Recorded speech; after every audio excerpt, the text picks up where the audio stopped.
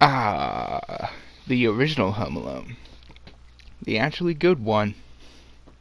I'm just calling it now that the remake's not going to be good. I figured I'd do a review of this since my thoughts today was discussing this remake that Disney's doing and releasing.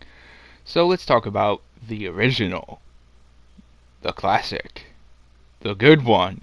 And I just have to say this. I never realized how much his family sucks. I get sibling rivalries and disputes, having to laugh at each other, but I think these guys took it a bit too far. Also, can I just point out the fact that the one robber's there dressed as a cop, and everybody just completely ignores him, and one guy even throws a bag at him, I think. It's just like, I don't know about you, but if a cop was standing in front of, the entrance to my house when we were kids, we probably wouldn't just run around and throw stuff at him. Take it seriously. I mean, if a cop asks you if your parents are home, and then you just respond with, yeah, but they don't live here, it's just like, I don't know how they raised these kids, but, like, damn. Also, I do like how they actually give an excuse for why they didn't just call Kevin. It's like, because reasons.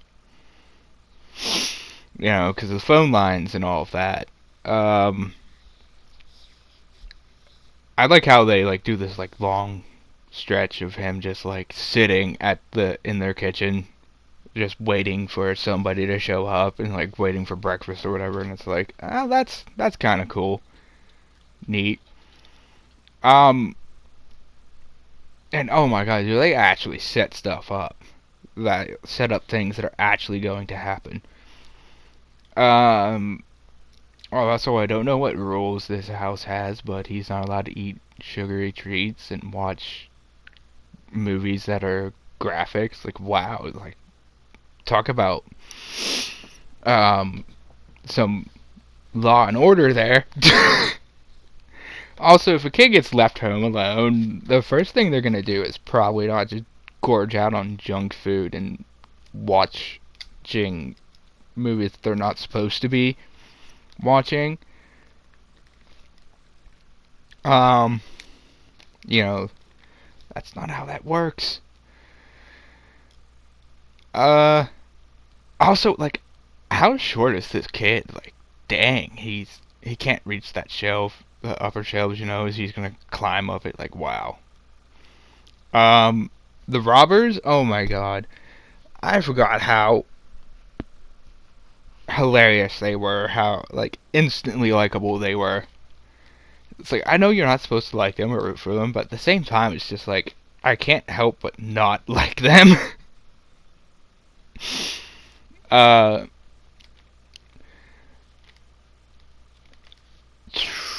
I can't imagine what these guys pay on electric bills with all those Christmas lights up. Uh, oh, what else? Music they chose and the music that plays in this is pretty good, but honestly, it's the acting that sells this movie. Uh, like that, the best scene in the movie. Also, I don't know what he was supposed to be doing with that macaroni and cheese, but he picks up the fork and the knife to eat it, and I'm just like, uh, why are you eating it with a fork and knife? I just I don't get that. Um, it is pretty funny right off the bat. It's like it doesn't wait for the comedy bits to come in after the robbers invade the house or whatever, but it starts out pretty funny from the beginning. I do like how they set up that the one kid wets the bed, and then later on he's shown drinking a Pepsi, and it's like, oh yeah, careful on that Pepsi, and he looks at his, our hero, main protagonist, and it's just like, smiles, and it's like, oh my god, these kids really are evil. I also find it weird how nobody seems upset at this family for leaving one of their children home alone. Like, it's like you forgot to take your child to the airport with you. Like, I know they set it up, you know, they're running late, whatever, but still, there should be somebody looking into this, you know? It's like, that's a clear case of child neglect and abuse right there. Also, gotta love that kid that just shows up just so it conveniently has the right head count, and it's like, okay, yeah, you counted his head and he's facing away from you, but you couldn't tell he didn't have the same hair color as your brother or the same skin color.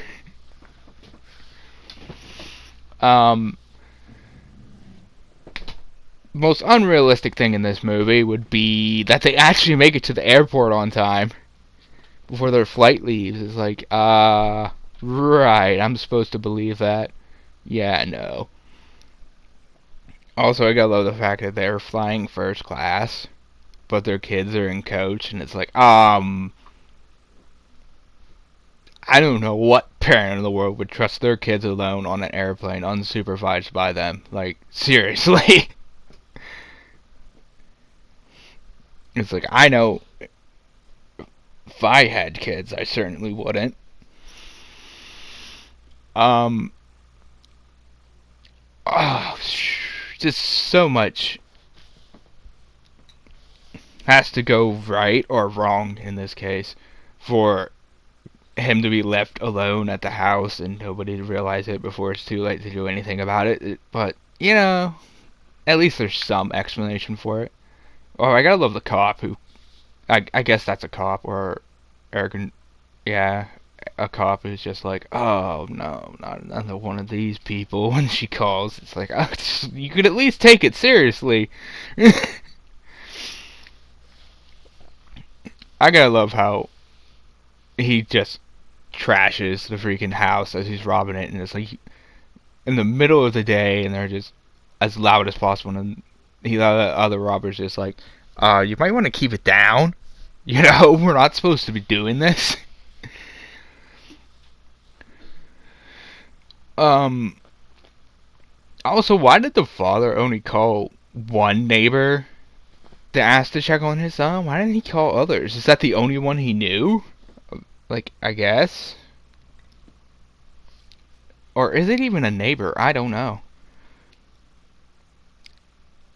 Oh, and of all the things to do, why would you go to France in winter? You know, why not Hawaii or like the Bahamas or something? If you can afford to fly to France, you can afford to go somewhere else for vacation. Yeah, this movie, it's funny, the acting's great, and the few music stuff, you know, music they play is like, that's pretty cool, pretty good. Honestly, I have to say, I like this more watching it back now as an adult than when I was a kid watching it, for some reason. I don't know if anybody else feels like that. You can leave it in the comments if you like it more as an adult or more when you were a kid. I'm not sure which. Anybody else goes for, but it's I like it more as an adult now. Can we just admire the one brother, the Ginger Brothers, you know, insults? Because they're like so creative. I feel like in a modern movie he'd just be using basic insults, you know, and maybe a few swears there and there, but he comes up with these weird phrases and words, and it's just like, oh, it's like, wow. Like, good on you. Also, who trusts an airport shuttle system to get them to the airport on time? Only an idiot. I mean, it wouldn't matter if they woke up late or slept in. It's just like, no, you're not gonna make it on time. You failed. Also, how did the parents not know that one of their children wasn't with them? I mean, I get when they get in the shuttles, because you might be in the other shuttle that they're not in, which, first of all, you should never split your kids up and then not have one parent with each of them. That's just a stupid idea. But how did they not realize he wasn't running with them while he was in the airport? oh, just these parents. Somebody needs to intervene for the sake of these children. Anyway, I don't really think I have anything else to say except let's say what the rating is. I would give this maybe an 8 out of 10. I could see you going 9 or 7, but for me it's an 8. It's a great movie. It's not, flawless.